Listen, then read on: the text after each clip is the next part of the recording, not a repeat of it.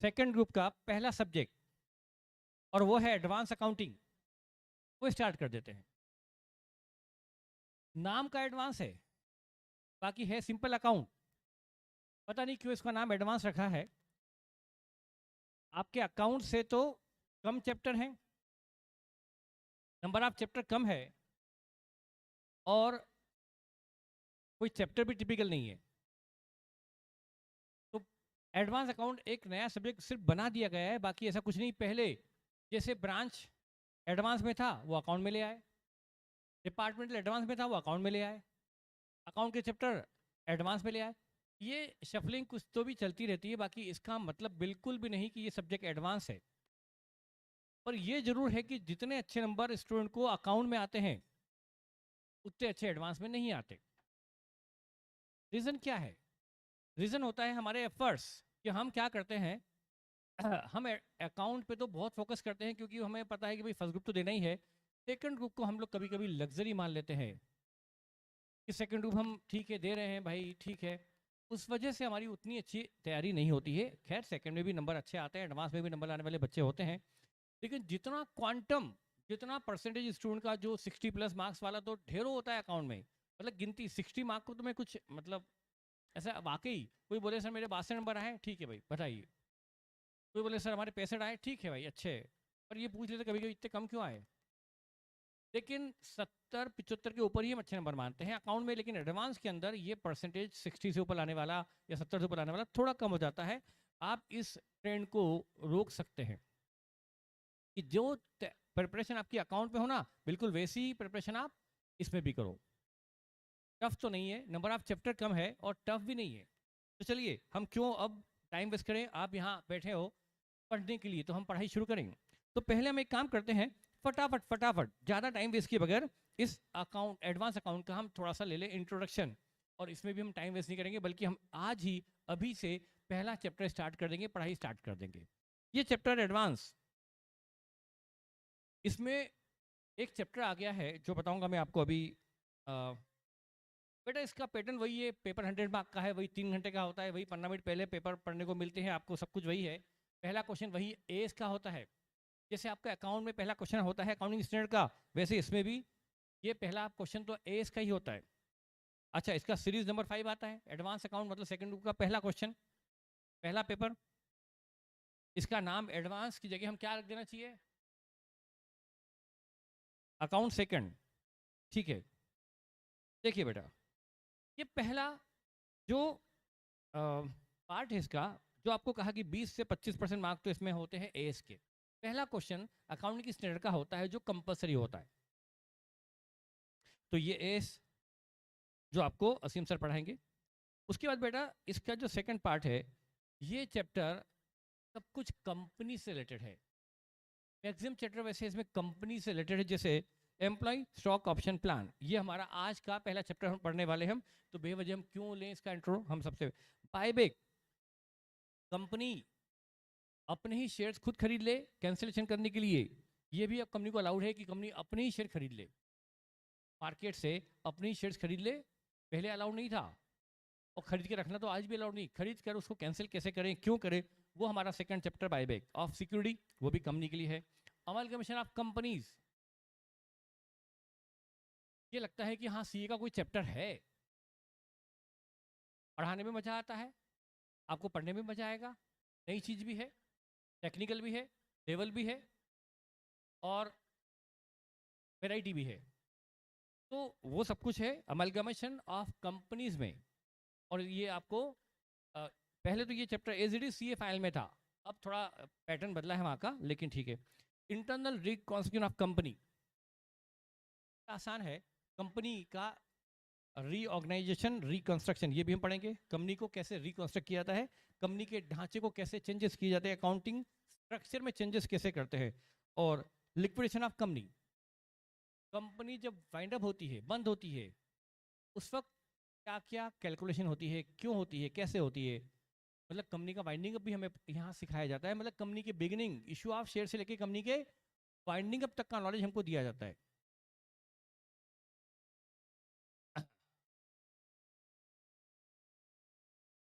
ठीक है, तो बेटा ये चैप्टर इसका कवरेज है 33 to 38%। पर मेरा तो मानना है कि आपको ये मतलब रखना ही नहीं चाहिए कि इसमें से कितना आता है। सब पढ़ना है, एज इट इज पढ़ना है, सब कुछ पढ़ना है, अच्छे से पढ़ना है। मेरे लिए तो बिल्कुल भी ये यूजलेस है कि ये मार्क्स का जो ब्रेकअप दिया है आईसीआई ने, वो मेरे किसी काम का नहीं। हमको तो सब पढ़ना है। तो ये चैप्टर है हमारे जो कंपनी से रिलेटेड हैं, ठीक है। इसके बाद नेक्स्ट है बैंकिंग कंपनी और एनबीएफसी। ये जो आप बैंक जिससे आपका वास्ता पड़ता है, आप डीडी बनवाने जाते हैं, बैंक से बनवाते हैं, सेविंग अकाउंट खोलते हैं, बैंक में अकाउंट खोलते हैं, तो ये तो नहीं ना। 2 मिनट बेटा, आपकी स्क्रीन का क्या इशू है?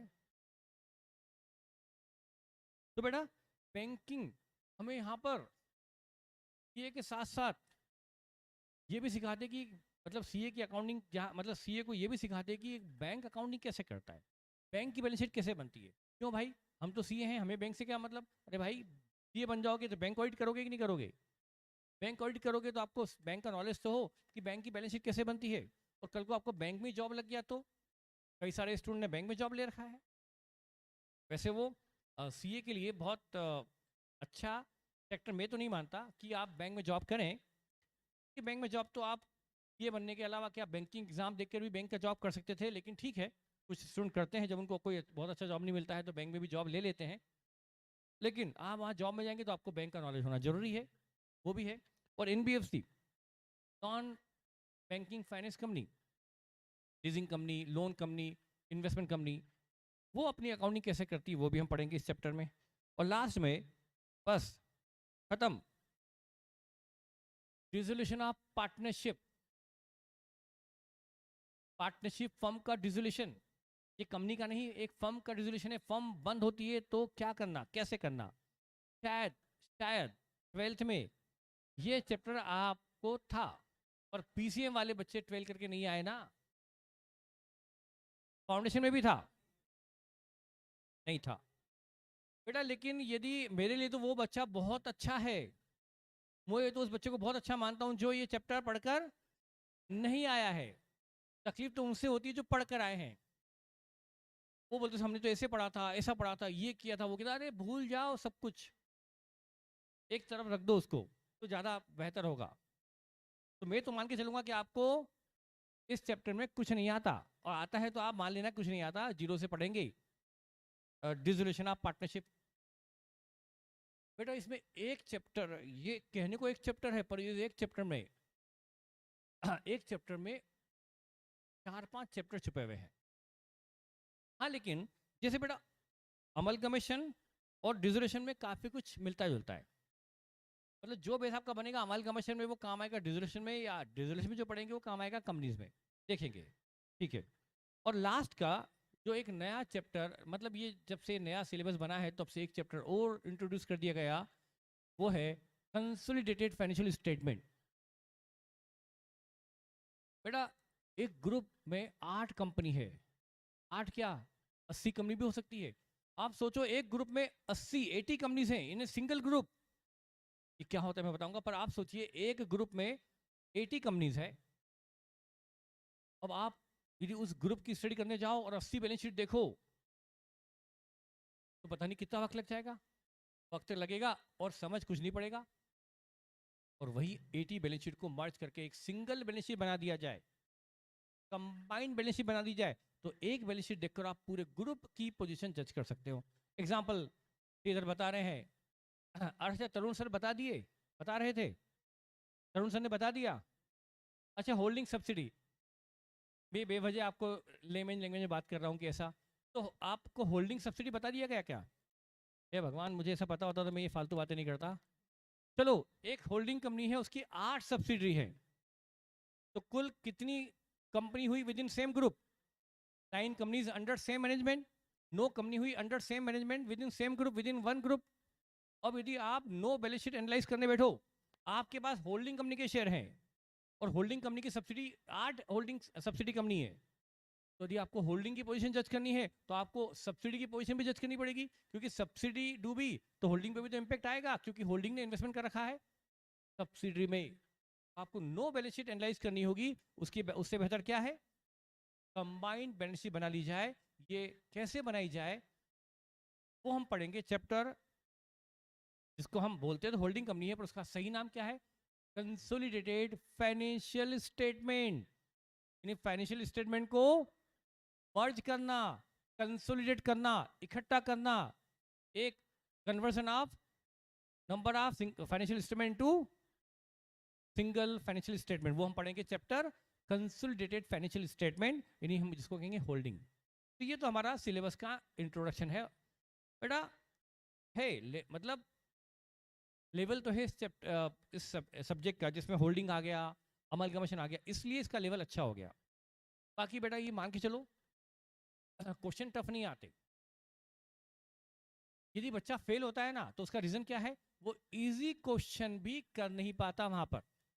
बेटा 5 क्वेश्चन जो आते हैं, जो भी क्वेश्चन आते हैं, पेपर का स्ट्रक्चर आपको पता है कि एक तो क्वेश्चन एस का आता है, और बाकी जो क्वेश्चन आते हैं 20 मार्क का एस, 80 मार्क के प्रैक्टिकल जो मुझे पढ़ाने हैं, उसमें आपको एक क्वेश्चन ऑप्शन में आएगा। एक आध क्वेश्चन ऐसा होगा जो टफ होगा, जो लगेगा हमारी अप्रोच के बाहर है, हो सकता है वो भी, मैं कहूँगा वो भी मुश्किल है ऐसा क्वेश्चन भी आना जो आपकी अप्रोच के बाहर हो। पर चलो मान लिया एक है, तो भाई उसको छोड़ दो ना, बच्चे सारे करने।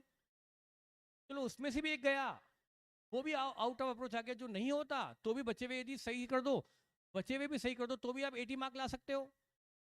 स्कोरिंग अच्छी होती है, सारे फुल मार्क मिलते हैं, वर्किंग नोट बराबर हो, कमेंट बराबर हो, एजम्पशन बराबर हो, पूरे मार्क मिलते हैं। तो बेटा हमारा टारगेट इसमें भी हाई से हाई हो। ये 2 सब्जेक्ट में आपने अच्छा स्कोर कर लिया, अकाउंट और एडवांस अकाउंट, तो बोथ ग्रुप में आपको बहुत हेल्प करता है।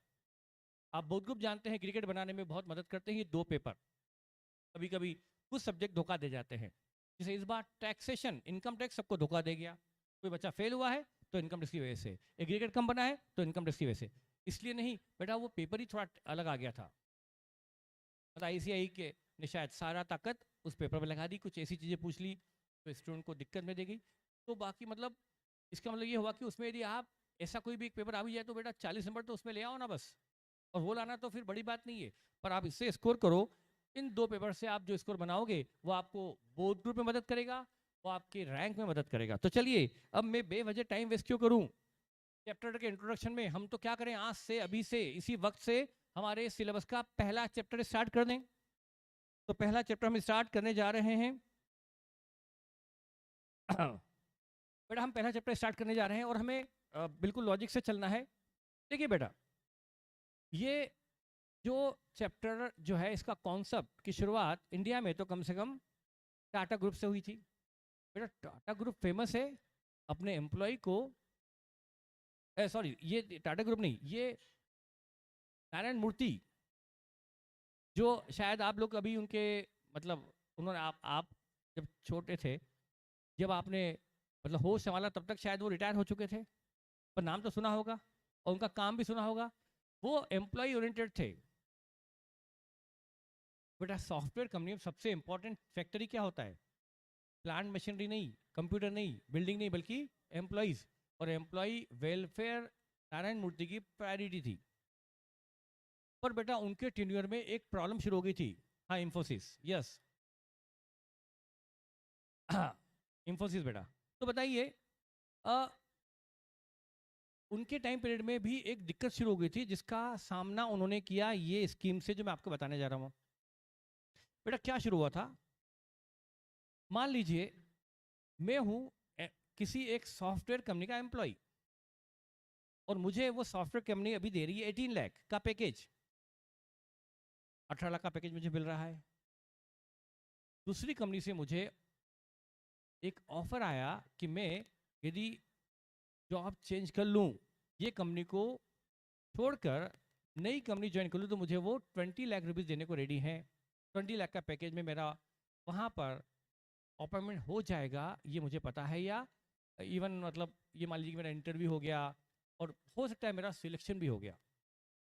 अब मैं एग्जिस्टिंग जॉब 18 लाख और नया जॉब का ऑफर लेटर मेरे पास है 20 लाख का, मैं क्या करूं? क्या करूं, 18 लाख पे टिका रहूं या 20 लाख के नए ऑफर पर शिफ्ट कर जाऊं? मुझे स्विच कर लेना चाहिए, क्योंकि बेटा ग्रोथ के लिए तो हर व्यक्ति स्विच करता ही है। तो मुझे ग्रोथ के लिए जॉब चेंज करना चाहिए, और मुझे 20 लाख वाले कंपनी में चले जाना चाहिए। लेकिन अब प्रॉब्लम यह है मेरी कंपनी मुझे छोड़ना नहीं चाहती, क्योंकि मैं इस कंपनी में पिछले 4, 3, 4, 5 साल से हूँ और मेरा इस पर अच्छा एक्सपीरियंस है, मेरा वर्किंग पर अच्छा होल्ड है। तो मेरी कंपनी में यदि मैं चला गया तो नया व्यक्ति ढूंढ के लाना, फिर उसको सारी चीज़ सिखाना, तो कंपनी चाहती है कि मैं उसी कंपनी में टिका रहूं, 18 लाख जहां मेरा है उसी कंपनी में बना रहूं, पर कंपनी मुझे रोके कैसे? अब रोकने का एक ही तरीका है कि मैं मेरा ऑफर लेटर लेकर पहुंच जाऊं एमडी के पास कि भाई जो भी मेरा इमीडिएट बॉस है कि देखो भाई मैं तो यहाँ 18 मिल रहा है और दूसरी कंपनी मुझे 20 दे रही है, मैं 18 पे क्यों टिकूं, मुझे तो वहाँ इस डेट से ज्वाइनिंग है। अब यदि ये कंपनी यदि मेरा पैकेज बढ़ा दे, मेरा पैकेज 20 लाख कर दे कि चलो ठीक है हम भी 20 लाख देते हैं, अब तो यहाँ टिक जाओ, तो दिक्कत क्या हो जाएगी, उन्हें 2 लाख से तो उनकी कॉस्टिंग बढ़ जाएगी, मेरी लिए उनकी कॉस्टिंग 2 लाख से बढ़ जाएगी। हाँ सैलरी बढ़ा दो बेटा, लेकिन सैलरी बढ़ा दो तो इसका इम्पेक्ट क्या होगा, कंपनी की जेब से 2 लाख ज्यादा निकलेंगे ना, अब कंपनी की कॉस्ट बढ़ जाएगी, बस क्या यही इम्पेक्ट होगा? नहीं, एक और ये बोला सिंपल सी, बेटा सैलरी बढ़ा दो मेरी, बढ़ा देंगे 2 लाख, कंपनी की जेब से ज्यादा ढीले होंगे, बाकी एम्प्लॉय बोलेंगे कि भाई हम इसकी बढ़ा रहे हो तो हमारी भी तो बढ़ाओ ना, कंपनी मुश्किल में आ जाएगी, सारे एम्प्लॉय आ जाएंगे कि भाई इनकी बढ़ा रहे हो हमारे भी बढ़ाओ, तो कंपनी को बढ़ी हुई सैलरी देनी पड़ेगी बहुत सारे एम्प्लॉय को, तो कंपनी मुश्किल में आ जाएगी, इसलिए कंपनी मेरा पैकेज नहीं बढ़ा सकती, ऐसे हर एम्प्लॉय को रोक नहीं सकती, ठीक है भाई। लेकिन इंफोसिस कंपनी ने एक तरीका ढूंढा, नारायण मूर्ति ने एक तरीका ढूंढा, एक ऐसा तरीका जिसमें कंपनी को अपने एम्प्लॉय की सैलरी न बढ़ाना पड़े और उसके बाद भी एम्प्लॉय कंपनी में रुक जाए और कंपनी में रुक कर उसे फाइनेंशियल बेनिफिट भी हो, उसका लॉस भी नहीं हो, 18 लाख के पैकेज पे ही रुका रहे उसके बाद भी उसे लॉस ना हो, फाइनेंशियल लॉस ना हो, ऐसा कैसे हो सकता है? मतलब कंपनी की जेब से 2 लाख रुपए ना निकले, लेकिन एम्प्लॉय की कंपनी की जेब से एक्स्ट्रा 2 लाख एक्स्ट्रा, मतलब 18 लाख तो कंपनी की जा ही रहा है, 2 लाख रुपया एक्स्ट्रा ना निकले, कंपनी का एम्प्लॉय यहीं टिक जाए, उसको सैलरी 18 लाख की देनी पड़े, 2 लाख ज्यादा ना देना पड़े, लेकिन एम्प्लॉय की जेब में 3 लाख कहीं से एक्स्ट्रा आ जाए। कंपनी बोलेगी हम तुमको एक स्कीम बताते हैं, 18 लाख तो हम तुमको देंगे और ये एक स्कीम देते हैं, स्कीम का बेनिफिट ले लो, तुम्हारी जेब में 3 लाख आ जाएंगे। कहाँ से आएंगे? बोले कहीं से भी आएंगे, जरा सुनो तो सही। तो एम्प्लॉय क्या सोचेगा कि भाई मुझे 18 तो मिलेगा कंपनी से और 3 लाख मिल जाएगा कहीं और से, तो इस कंपनी में मुझे मिलेगा 21 और दूसरी कंपनी दे रही है 20, और इस कंपनी में 18 तो एक कंपनी देगी और 3 का मुझे एक बेनिफिट देने वाली है, तो मेरा टोटल एडवांटेज 18 + 3 21 हो जाएगा, तो बेहतर है मैं यही टिक जाऊं। अब वो क्या है, कंपनी क्या करेगी, कंपनी अपने एम्प्लॉय को सब्सिडाइज रेट पर, मार्केट रेट से कम रेट पर शेयर्स इशू करने का एक ऑप्शन देगी। इंफोसिस कंपनी ने कहा एम्प्लॉय को, भाई एग्जांपल है, सब रेट वेट में सब इमेजिनरी लेके चल रहा हूँ, कंपनी ने कहा कि भाई मतलब जो भी एम्प्लॉय है भाई या जो भी है मिस्ट मिसेस जो भी है, मार्केट में शेयर्स का रेट चल रहा है अभी 300, अभी मार्केट रेट है 300, तुम एक साल रुक जाओ, एक साल भी एग्जांपल में ले रहा हूं, एक साल कंपनी में रुक जाओ, तो तुम्हें एक साल बाद हम कंपनी का ये शेयर जो मार्केट में 300 पर चल रहा है, ये शेयर हम आपको एक कोई भी रेट ले लेते हैं 220 में दे देंगे, 220 रुपीज में दे देंगे, 220 रुपए में दे देंगे आपको शेयर। बताइए आज के एंगल से देखिए तो जो रेट मार्केट में 300 है वही शेयर्स उस एम्प्लॉय को कंपनी 220 के रेट पर इशू कर दे, तो पर शेयर एम्प्लॉय को कितना एडवांटेज हो रहा है, कंपनी से वो शेयर्स मिल जाएगा, वो शेयर मिल जाएगा 220 में और उसका मार्केट रेट है 300, पर शेयर उसे बेनिफिट कितना 80 रुपीज, 80 रुपीज से मिल रहा है पर शेयर। ऐसे यदि उसे 3000 शेयर्स देने का कंपनी ने कहा कि भाई तुमको 3000 शेयर्स दे देंगे हम, अब लेकिन एक साल टिकना पड़ेगा, एक साल रुकोगे तो हम तुम्हें ये 300 वाला शेयर 220 में दे देंगे। बताइए अब यदि मैं कंपनी का ये ऑफर सुनूं तो मुझे क्या करना चाहिए, 18 लाख का जॉब छोड़ देना चाहिए और 20 लाख का नया जॉब ले लूं, या कंपनी का ये जो ऑफर है, कंपनी ने ये जो मुझे ऑप्शन दिया है, एक शेयर्स खरीदने की अपॉर्चुनिटी दी है, शेयर्स खरीदने का एक ऑप्शन दिया है कि भाई तुम चाहो तो तुम्हें ये 300 रुपये वाला शेयर हम 1 साल बाद 220 में इशू कर देंगे, पर शर्त है तुम्हें 1 साल कंपनी में टिकना होगा, 1 साल तुम कंपनी छोड़ नहीं सकते। जैसे ही तुम्हारा 1 साल कंप्लीट हुआ, तुम्हें राइट है, तुम्हें अधिकार मिल जाएगा कि तुम ये शेयर, तुम्हें अधिकार मिल जाएगा और हमारी लाइबिलिटी हो जाएगी कि मैं कंपनी की तरफ से बात कर रहा हूँ, कंपनी ने मुझे ऑप्शन दिया कि 1 साल तुम टिक गए, आफ्टर 1 ईयर मुझे एक इंटाइटलमेंट मिल जाएगी, 300 रुपीज के शेयर को 220 में खरीदने का ऑप्शन में एक्सरसाइज कर सकता हूं। अब जरा सोचो, मैं क्या करूं, 20 लाख के जॉब पे चला जाऊं या इसमें 1 साल टिक जाऊं?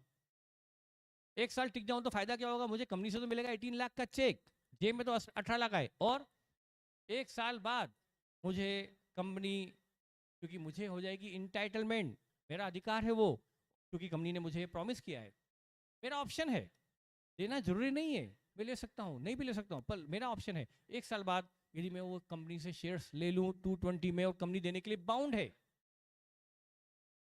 और मेरी किस्मत अच्छी रही और रेट जो 1 साल पहले 300 थे अनाउंसमेंट के वक्त ये स्कीम, और रेट वही मान लीजिए 2 मिनट के लिए 300 ही रहे, 2 मिनट के लिए फॉर द टाइम भी मान लो 300 रहे, मुझे पर शेयर कितने का एडवांटेज हुआ, कंपनी ने मुझे दिए शेयर्स 220 में,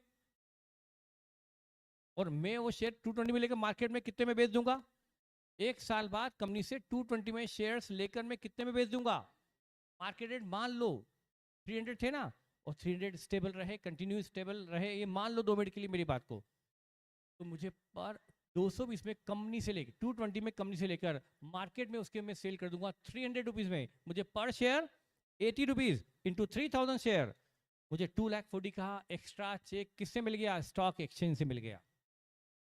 कहां से मिला, स्टॉक एक्सचेंज से, मैंने शेयर्स बेचे through broker, through stock exchange, मुझे जो खरीदार है उसने मुझे 300 रुपये पर शेयर दिया, तो मुझे पेमेंट जेब में आ गया 300 रुपये पर शेयर, मेरी जेब से गया 220 पर शेयर, मेरी जेब में आया 300 पर शेयर, मुझे 80 रुपीज पर शेयर के हिसाब से 240 और आ गया ना, तो 18 लाख का पैकेज तो मिला कंपनी से, और 240 मुझे मिल गया profit on sale of shares in market, 240 कितना हो गया, 18 प्लस 240 20 लाख 40,000 मुझे मिल गया एडवांटेज। तो मेरा बेहतर होगा कि मैं, बेटा अभी स्क्रीन पे कुछ लिखा है उसको पढ़ने की जरूरत ही नहीं, मैं अभी आपको सिर्फ जो समझा रहा हूँ सुन लो बेटा, स्क्रीन पे देखने की जरूरत ही नहीं आपको। तो आ, ये जो स्कीम है बताइए फायदे की है कि नहीं। अच्छा बताओ, कंपनी, अच्छा मैं एम्प्लॉय के रूप में कंपनी में रुक गया इस फायदे के लालच में, कंपनी की जेब से 18 लाख गया या ज्यादा गया, 80 लाख ही गया ना बेटा, बस कंपनी ने अपने शेयर्स मार्केट रेट से कम रेट पर इशू कर दिए अपने एम्प्लॉय को, तो कंपनी की जेब से 18 लाख ही गया, पर इस ऑप्शन की वजह से, इस स्कीम की वजह से एम्प्लॉय कंपनी में रुक भी सकता है। तो एम्प्लॉय को रोकने के लिए कंपनी क्या देती है, लालच देती है। वही लालच क्या होता है, सस्ते शेयर्स का लालच, सब्सिडाइज रेट पर शेयर्स के अलॉटमेंट का लालच, मार्केट रेट से कम रेट पर शेयर्स इशू करने का लालच देकर कंपनी अपने एम्प्लॉय को कंपनी में रोक लेती है, रिटेन कर लेती है। इससे कंपनी का एम्प्लॉय रिटेंशन बढ़ जाता है, एम्प्लॉय टर्नओवर कम हो जाता है। क्या समझ में आई मेरी बात। तो ये जो स्कीम है इसको क्या बोलते हैं, employ stock option plan. Employ stock, stock मतलब क्या, गुड्स, नो, शेयर्स, स्टॉक मतलब शेयर्स वाला स्टॉक। ऑप्शन प्लान, एम्प्लॉय के लिए शेयर्स लेना कंपलसरी है या ऑप्शनल है, कि इच्छा हो कि 1 साल बाद मुझे शेयर्स नहीं चाहिए ना ले, भाई कंपनी 220 में शेयर दे रही है ना ले, कंपनी बाउंड है उसको शेयर अलॉट करने के लिए, लेकिन एम्प्लॉय बाउंड नहीं है शेयर्स खरीदने के लिए, तो इसका नाम क्या है, option plan, employ stock option plan. क्या ये नाम आपको समझ में आ गया। तो जब कंपनी एम्प्लॉय को रिटेन करने के लिए सब्सिडाइज रेट पर शेयर्स अलॉटमेंट का ऑप्शन देती है, मार्केट रेट से कम रेट पर, मार्केट रेट से कम रेट पर शेयर्स के इशू के का एक ऑप्शन देती है, तो उस स्कीम को कहते हैं employ stock option plan. Is it clear. बस हमें उसकी अकाउंटिंग पढ़नी है, कंपनी उसकी अकाउंटिंग कैसे करे। आई थिंक आपको चैप्टर का इंट्रोडक्शन तो क्लियर हो गया बेटा। अभी आप 2 मिनट डाउट मत पूछिए कि क्या क्या होगा, बहुत सारे डाउट आपको आएंगे बहुत सारे होंगे। तो ये तो मैंने आपको सिर्फ चैप्टर का नाम बताया, ठीक है। अभी तो मैंने चैप्टर का नाम बताया बेटा। आपके डाउट तो नाम को लेकर हो सकते हैं कि नाम सर ये क्यों नहीं, ये क्यों, तो बस वो डाउट हो तो पूछो, बाकी क्या है आगे क्या होगा कैसे होगा, और इसके लिए कंपनी क्या करेगी कैसे करेगी वो प्रोसीजर हमें नहीं पढ़ना। हमें तो पढ़ना है कंपनी यदि ऐसी स्कीम लाती है तो उसकी अकाउंटिंग कैसे करेंगे। हम तो पढ़ रहे हैं एम्प्लॉय स्टॉक ऑप्शन प्लान की अकाउंटिंग, क्योंकि हमारा जो सिलेबस है एडवांस का वो थ्योरी नहीं प्रैक्टिकल है, और मुझे ये नहीं पढ़ाना है कि इसकी प्रोसीजर क्या है, कंपनी कैसी स्कीम लाती है। मुझे तो आपको समझाना है कि इस स्कीम की अकाउंटिंग कैसे की जाती है। मैं तो आपको उसका अकाउंटिंग एस्पेक्ट सिखाऊंगा। Is it clear? हाँ बेटा, अब देखिए जब हम कुछ चीज़ सुनते हैं तो दिमाग में बहुत सारी चीज़ें आती है डेफिनेटली, तो वो सब चीज़ें अपने दिमाग में बिल्कुल रखिए, और डाउट और डिस्कशन तो हम करेंगे। तो ये स्कीम को क्या बोलते हैं? एम्प्लॉय स्टॉक ऑप्शन प्लान, ठीक है। तो उसके बाद से कई सारी कंपनी ये स्कीम लाने लगी एम्प्लॉय को रिटेन करने के लिए, और इसका बेनिफिट डेफिनेटली मिलता है, एम्प्लॉय रिटेन मतलब रुक जाते हैं। तो कंपनी बगैर एक्स्ट्रा पैकेज दिए, कंपनी एक्स्ट्रा सैलरी दिए बगैर भी एम्प्लॉय को अपने यहाँ रिटेन कर सकती है, सस्ते शेयर्स का लालच देकर। ये हम कहें तो उसी प्लान को कहते हैं एम्प्लॉय स्टॉक ऑप्शन प्लान, ठीक है। चलिए अब पहली चीज हम इसमें बात करें, ये जो प्लान है शेयर्स को इशू करने का, वो भी सब्सिडाइज रेट पर, वो भी कुछ शर्तों के साथ। बेटा एक तो शर्त क्या है, कंपनी एम्प्लॉय को रोकने के लिए क्या बोले, भाई 2 साल रुकोगे तो शेयर्स मिलेंगे, 3 साल रुकोगे तो तुम्हें शेयर्स का ये ऑप्शन तुम्हें मिलेगा। 2 साल 3 साल 1 साल जैसा भी कंपनी नंबर ऑफ ईयर रखे उतने साल वो कंपनी रखेगी। अच्छा, कंपनी जानबूझकर चाहेगी कि साल कम रखें ज़्यादा रखें, लेकिन वो भी तो देखना पड़ेगा एम्प्लॉय को लालच देना, लालच ऐसा भी तो होना चाहिए जो एम्प्लॉय उसको लालच से अट्रैक्ट भी तो हो। कंपनी बोले कि यार तुम हमारे यहाँ 50 साल काम करोगे तब तुम्हें शेयर्स मिलेंगे। एक व्यक्ति है मान लो कंपनी में 50 साल का,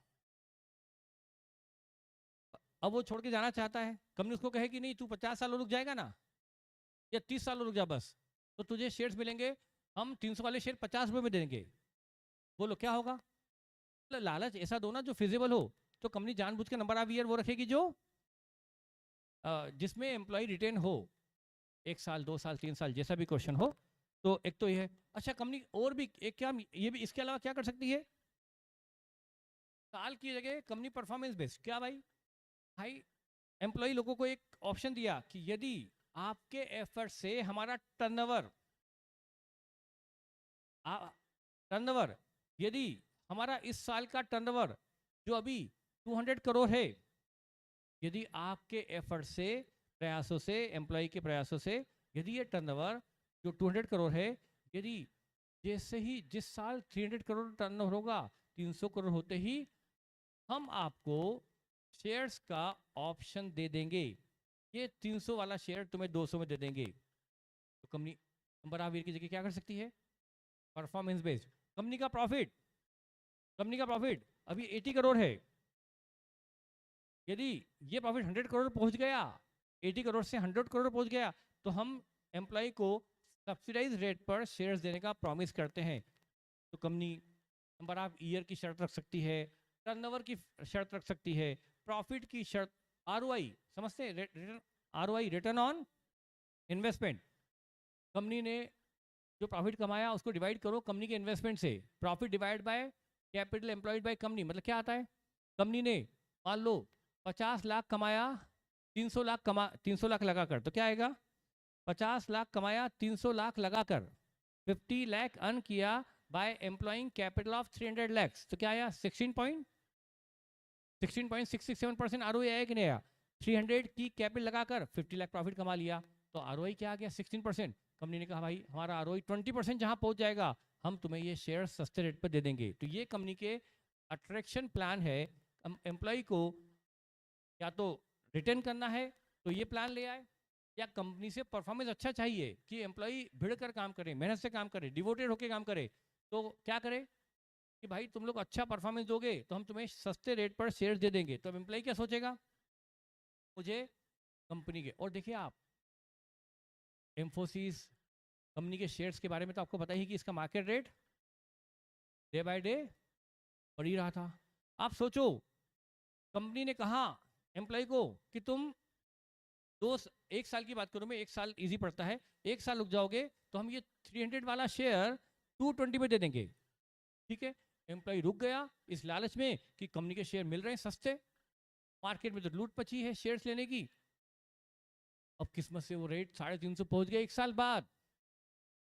साल बाद वो रेट बढ़ते बढ़ते 350 पहुंच गए। और इंफोसिस कंपनी का शेयर्स का तो बताइए आपको कि उसमें ग्रोथ काफी अच्छी थी। एम्प्लॉय को भी पता है कि हमारी कंपनी की ग्रोथ काफी अच्छी है और rate day by day year by year बढ़ रहे हैं। लकीली मान लो जिस दिन वो एक साल खत्म हुआ उस दिन रेट 350 थे। कंपनी से शेयर्स कितने में मिल जाएगा उसको एक साल बाद? 220 में। और बेचेगा कितने में? 350 में। पर शेयर कितना कमा लेगा? 130 पर शेयर इंटू 3000 शेयर, 3000 इंटू 130, 390 कमा लिया उसने। उसे कंपनी से सैलरी मिली 18 लाख और 390 उसने शेयर्स बेच के कमा लिया। कितना पैकेज हो गया उसका? 21,90,000। और दूसरी कंपनी उसको कितना दे रही थी? 20 लाख। और यहाँ उसको मिल गया 2190। तो कंपनी में यदि शेयर के रेट बढ़ जाते हैं तो वो फायदे में है। हाँ, लेकिन यदि ऐसा हो गया, देखिए इंफोसिस कंपनी का तो आपको पता ही है कि rate day by day year by year बढ़े थे, ग्रोथ अच्छी थी, आप जानते हैं। तो उस कंपनी के एम्प्लॉय तो चाहते थे, पता है उनको कि rate day by day year by year बढ़े रहे, वो तो सस्ते शेयर्स के लालच में कंपनी में रुकी जाते थे। लेकिन बाय दी वे मान लो कंपनी की हालत किसी वजह से खराब हो गई और रेट 300, जो मार्केट रेट 300 था वो घटकर मान लो कम हो गया, 200 ही रह गया। घटते घटते घटते घटते घटते 200 रुपये रह गया। अब बच्चे बोले सर आप जो लिख रहे हैं वो नहीं दिख रहा। अरे बेटा मैंने अभी तो एक शब्द भी ABCD भी नहीं लिखा, ABCD में ए भी नहीं लिखा, तो दिखेगा कहाँ से? मैं तो सिर्फ बोले जा रहा हूँ बोले जा रहा हूँ। बोलो क्या बोला था मैं? मार्केट रेट घटते घटते घटते घटते घटते घटते कितना आ गया? 200 आ गया। और कंपनी ने क्या कहा था कि एक साल बाद हम तुम्हें शेयर्स 220 में देंगे तुम चाहो तो। अब एम्प्लॉय क्या करेगा? नहीं लेगा। उसका ऑप्शन है, कंपल्सन नहीं कि वो कंपनी से शेयर्स ले, नहीं लेगा वो। बस उसको एक लॉस क्या हो गया कि यहाँ उसे 18 लाख ही मिला और दूसरी कंपनी में चला जाता तो 20 मिलता, यहाँ इसको 18 ही मिला, कोई एक्स्ट्रा प्रॉफिट नहीं हुआ शेयर्स के सेल पर। लेकिन देखिए ये तो एक चांस की बात है और एम्प्लॉय को रिस्क तो उठानी पड़ती है। हर जगह जहां आप ज़्यादा कमाने निकलोगे रिस्क तो हर जगह मिलेगी। कोई बिजनेस ऐसा नहीं होता जिसमें रिस्क बहुत कम हो ना हो और रिटर्न बहुत ज़्यादा हो, ये तो आपको पता ही है। जितना बिजनेस मतलब प्रॉफिट ज़्यादा होते हैं उसमें रिस्क भी उतनी ज़्यादा ही होती है। ठीक है बेटा, यदि आप बीकॉम करके अकाउंटेंट बनना है, बीकॉम करके अकाउंटेंट बनना है तो बोलो श्योरिटी है या डाउटफुल? बीकॉम करके अकाउंटेंट बनने की श्योरिटी है या डाउटफुल हो? श्योरिटी, पर उसमें सैलरी भी कम मिलेगी। और सीए बनना, सीए बनना भी श्योरिटी बेटा, पर कुछ बच्चों के लिए होता है रिस्की होता है। पर बेटा रिस्क ज़्यादा है सीए में कि भाई सीए बनेंगे नहीं बनेंगे, लेकिन उसने रिटर्न भी तो उतने ही ज़्यादा है। बेटा आज कोई भी सीए, 1 लाख से कम की सैलरी में कौन सीए मिलता है? 1 लाख से कम की सैलरी में कोई सीए, आप सोचो इंदौर में भी कहीं, हाँ लोग सीखने के लिए कम में जॉब कर ले, पर कोई भी एक कोई सीए को भले टेम्परेली वो ज्वाइन कर ले लर्निंग पर्पज से या जो भी हो, अदरवाइज 1 लाख का पैकेज भी सीए के लिए कम ही माना जाता है। तो बेटा ऐसा कौन सा प्रोफेशन है, ऐसी कौन मतलब जहाँ पर इतना अच्छा पैकेज मिलता हो, उसकी श्योरिटी हो, तो वही सीए है। मेहनत ज़्यादा है तो रिटर्न की श्योरिटी भी ज़्यादा, तो वही वाली बात है। चलो ठीक है, तो हम आते हैं अब इसके प्रैक्टिकल एस्पेक्ट पर। हाँ बेटा, अब जो मैंने बताया उतने में एक बार ही, हाँ बेटा एक बार मिलेगा ना, उसके बाद उसकी इच्छा। 1 साल मिला, उसके बाद उसको जहाँ जाना जाए। कंपनी ने उसको क्या जिंदगी भर रोक के रखा या 1 साल रोक के रखा? 1 साल। उसके बाद फिर कंपनी नया ऑफर लाए, नहीं ला पाए तो एम्प्लॉय उसके बाद चले जाए। ये तो हर साल की बात होगी। हाँ, अब आपके डाउट पूछ सकते बेटा, बोलिए।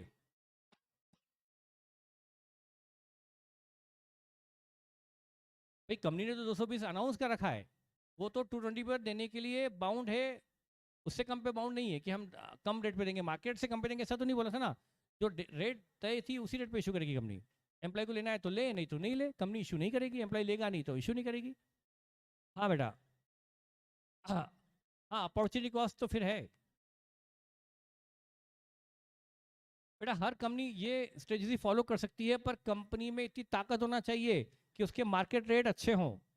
यदि कंपनी में ताकत है कि उसके रेट मार्केट के अच्छे हैं, मतलब पब्लिक में उसके शेयर्स को सस्ते रेट पर खरीदने का लालच भी तो होना चाहिए। जिस कंपनी की हालत यूं ही खराब है, उसके शेयर के रेट वैसे ही डाउन है, और डर हो रहे कि डाउन हो गए उसके, वो कंपनी लालच देगी तो कौन खरीदेगा एम्प्लॉय? कंपनी स्ट्रांग होगी, कंपनी अच्छी ग्रोथ वाली है, जिसमें शेयर के रेट स्टेबल रहेंगे या बढ़ेंगे, तो ही पब्लिक, तो ही एम्प्लॉय इसमें बिलीव करेंगे। ठीक है बेटा, तो ठीक है। आगे बढ़े। हाँ बेटा, तो डेफिनेटली ये सब जो है प्राइवेट कंपनी तो करेगी नहीं है, पब्लिक कंपनी ही कर पाएगी। और पब्लिक कंपनी भी जिसके शेयर के रेट मार्केट में बिकते हैं, जिसके शेयर मार्केट रेट मार्केट में होते हैं, वही कंपनी करेगी। इंफोसिस या बहुत सारी कंपनी इस तरह की। चलिए आगे बढ़े।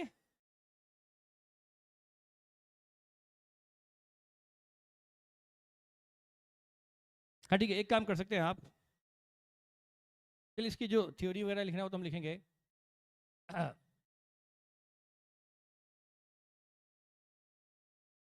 हाँ, टीसीएस वगैरह भी हो गई।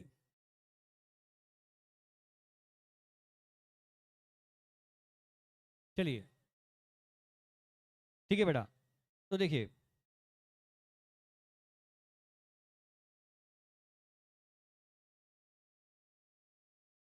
Employ stock option plan.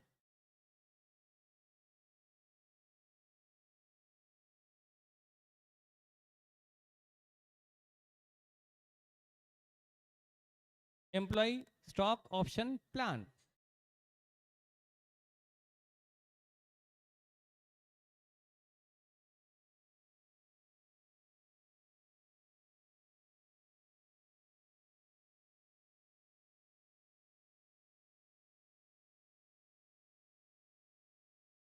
Employ stock option plan. ये लाइट ये बंद करनी होगी, ये वाली।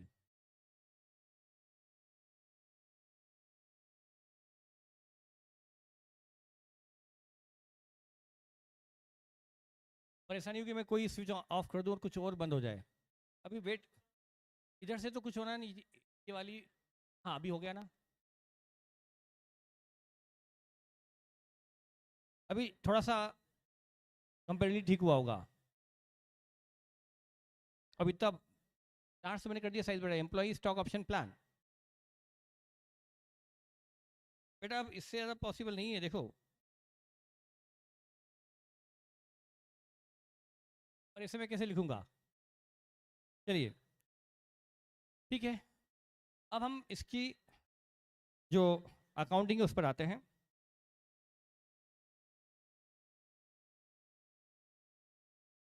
चलिए लिखिए example 1। Example 1। Example number 1।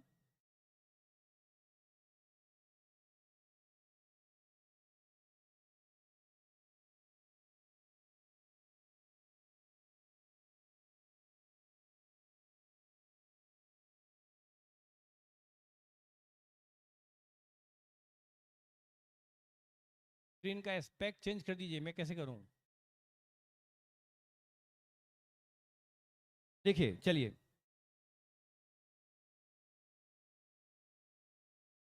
Company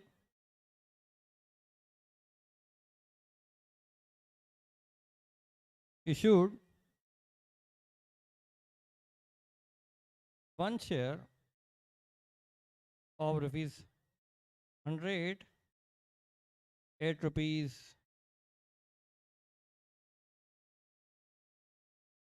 120,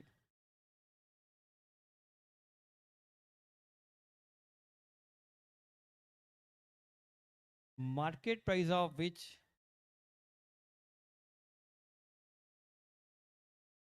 is rupees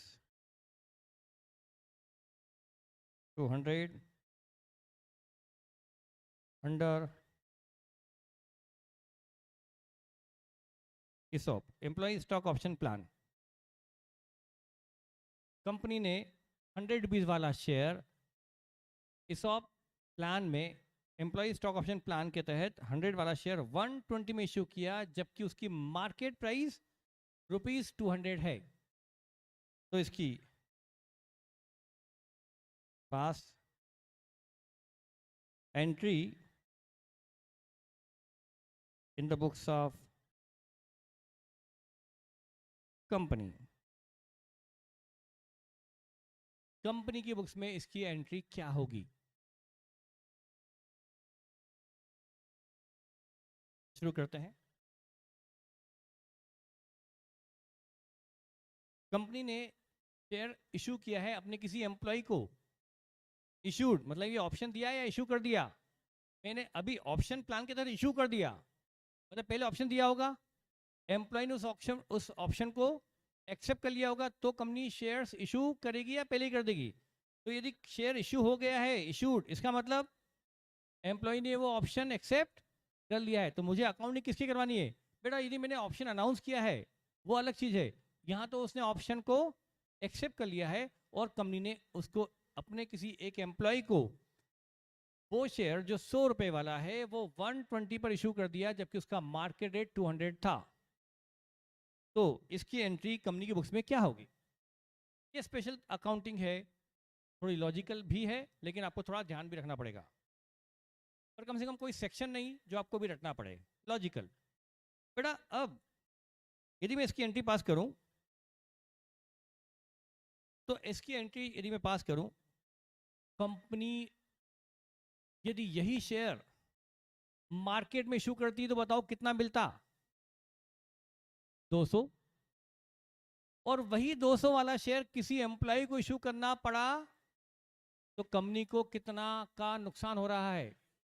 company ये शेयर्स किसी एम्प्लॉय की बजाय मार्केट में इशू करती तो 200 मिलता, आज ये एम्प्लॉय को इशू किया 120 में, कंपनी ने 80 रुपीज कमाने का अवसर खो दिया। ये कंपनी की है अपॉर्चुनिटी कॉस्ट। आप समझते होंगे बेटा, अपॉर्चुनिटी कॉस्ट।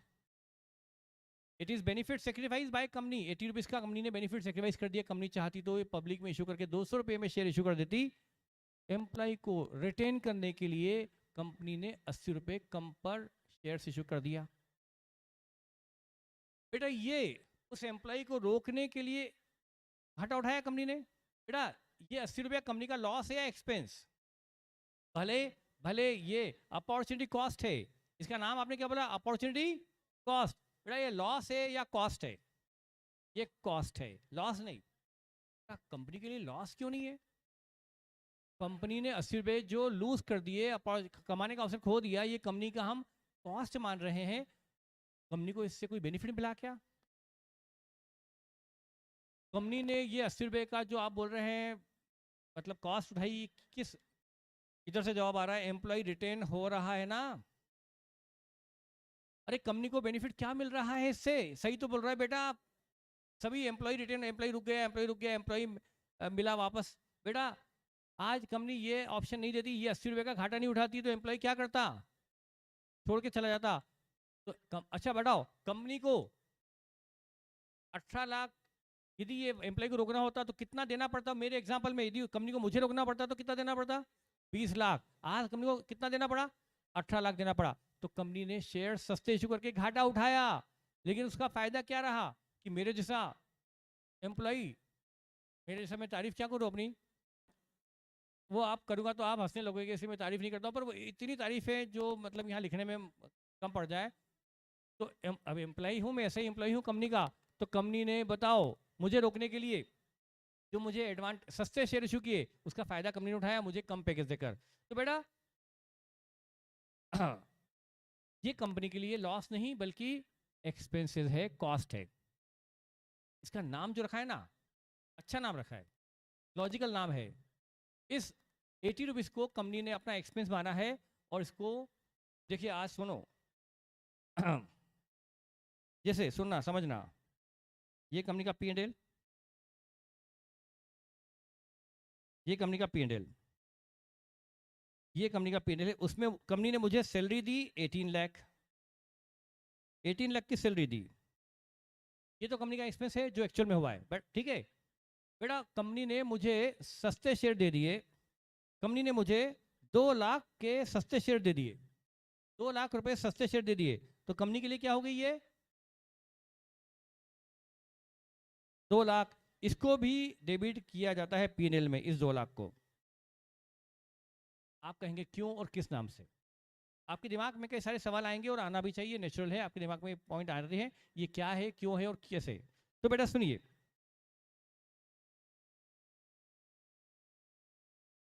मैं आपको इसी मैं बताता हूं, इसी एग्जांपल में देखिए, आपको इसी से समझ में आ जाएगा।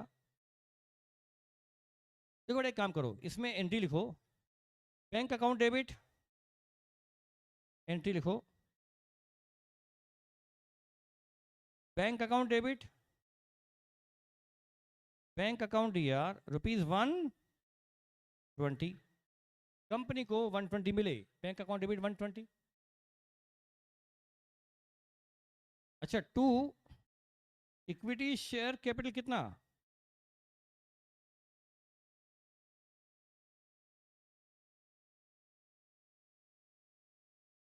आपकी 12th क्लास में शायद आपने चैप्टर पढ़ा हो, इश्यू ऑफ शेयर। उसमें कैपिटल हमेशा क्रेडिट होती है फेस वैल्यू पर, कैपिटल हमेशा क्रेडिट होती है फेस वैल्यू पर, तो इधर 100 रुपीज आएगा। और बेटा कंपनी ने मुझे कितने सस्ते शेयर दिए? 200 रुपए वाले शेयर, एम्प्लॉय को दे दिए 100, तो 80 रुपीज कंपनी का क्या है? एक्सपेंसेस की लॉस। इसका नाम रखा एम्प्लॉय कॉम्पनसेशन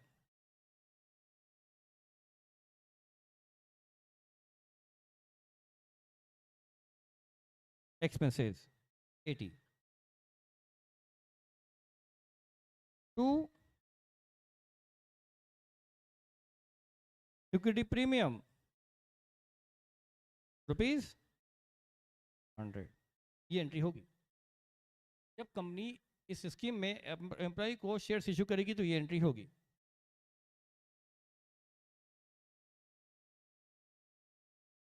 बेटा कंपनी ने मार्केट में जिस शेयर को 200 में इशू कर सकती थी, वो एम्प्लॉय को 120 में दे दिया। जो कंपनी ने 80 रुपए लूज किए, वो कंपनी की अपॉर्चुनिटी कॉस्ट है। वो अपॉर्चुनिटी कॉस्ट यानी एक्सपेंस के रूप में 80 रुपीज डेबिट हुई, और नाम क्या रखा?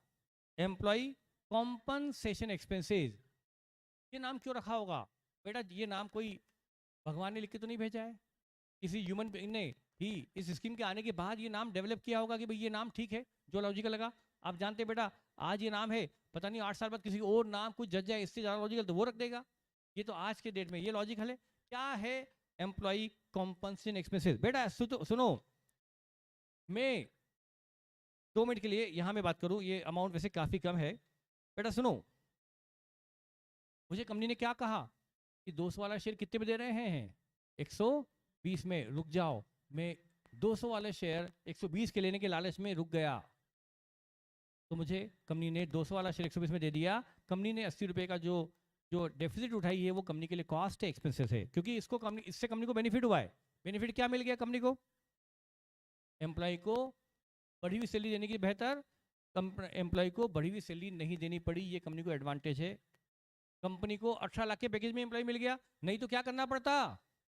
एम्प्लॉय को रोकने के लिए 18 लाख की जगह 20 लाख देने पड़ते। कंपनी ने 18 लाख का पैकेज देकर ही एम्प्लॉय को रोक लिया।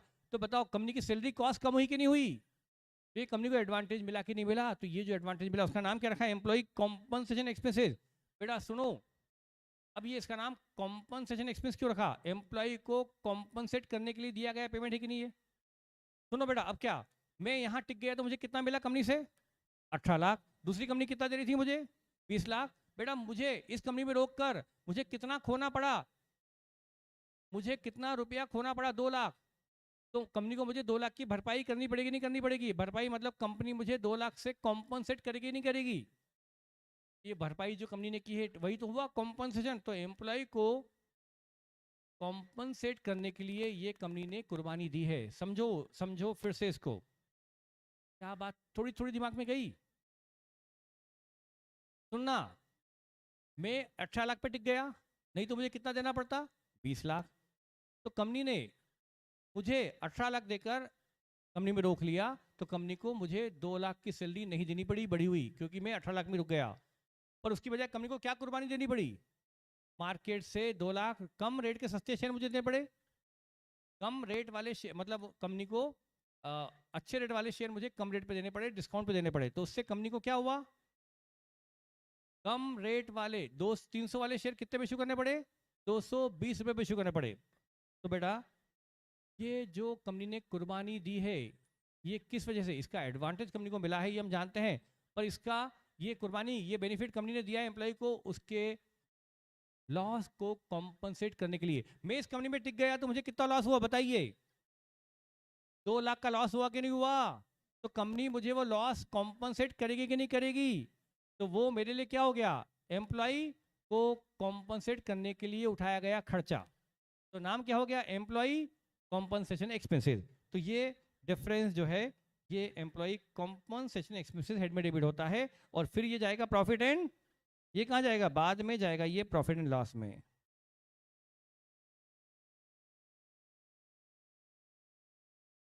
ये लॉस फिर जाएगा प्रॉफिट एंड, ये एक्सपेंसेस जाएंगे प्रॉफिट एंड लॉस में। ये है एम्प्लॉय कॉम्पनसेशन एक्सपेंसेस।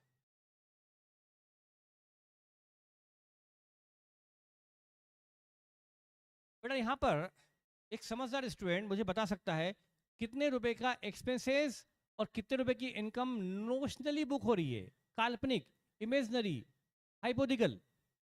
कितने रुपए की इनकम भी हाइपोथिकल है, इमेजनरी है, मतलब नॉट रियल, जो इनकम वास्तविकता में नहीं है पर जिसको हम इनकम मान रहे हैं, और जो वास्तविकता में एक्चुअलिटी में खर्चा नहीं है, नॉट रियल बट, आपने पढ़ा होगा ना कॉस्ट में, कौन सी कॉस्ट, नोशनल कॉस्ट, काल्पनिक लागत, हाइपोथिकल कॉस्ट, इंप्यूटेड कॉस्ट। आप उसका नाम नोशनल रखो, काल्पनिक। बेटा कितने रुपए की कॉस्ट और कितने रुपए की इनकम दोनों नोशनल है। बेटा ये समझने की उतनी जरूरत नहीं, पर मैं समझाना चाहता हूँ। 80 रुपीज़, सही बोल रहे हैं, 80 रुपीज़। इधर से जवाब, हाँ कुछ बच्चों का आया, 80 रुपीज़ कैसे बेटा, बेटा एक्चुअल में मैंने 100 रुपए वाला शेयर एक्चुअल में मुझे कितना मिला, कंपनी ने इशू किया 100 वाला शेयर, एक्चुअल में कितना मिला, 120। मेरी जेब में एक्चुअल में प्रीमियम कितनी आई, 20 रुपया, पर मैं प्रीमियम कितनी लिख रहा हूँ, 100 रुपया।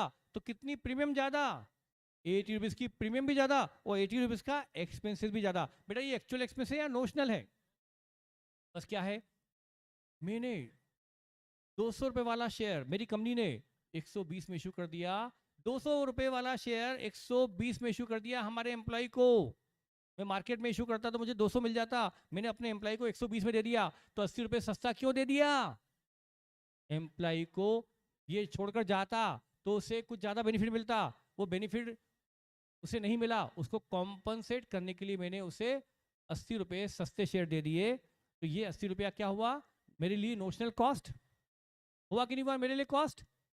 एम्प्लॉय को कॉम्पनसेट करने के लिए मैंने उसको ये बेनिफिट दिया है, एम्प्लॉय के लिए बेनिफिट है तो मेरे लिए क्या है, कंपनी के लिए क्या है, ये कॉस्ट है। तो 80 रुपीज़ क्या है, नोशनल कॉस्ट, और इधर 80 रुपीज़ की सिक्योरिटी प्रीमियम भी नोशनल है। तो ये अकाउंटिंग प्रिफरेबल है, ये अकाउंटिंग आपको करनी है एम्प्लॉय स्टॉक ऑप्शन प्लान के अंडर। इज इट क्लियर, ठीक है। टाइम हो गया, मैं आया भी तो 5 मिनट लेट था, 6:30 दूसरी क्लास है अभी। अच्छा आज ऑनलाइन वाली है ना, अच्छा असीम सर आ गए क्या, ठीक है। तो आज तो ऐसा लगा कि अभी स्टार्ट, बेटा आज तो हमने सिर्फ चैप्टर का क्या लिया है, इंट्रोडक्शन लिया है, कल इस चैप्टर को हम आगे बढ़ाएंगे। Thank you.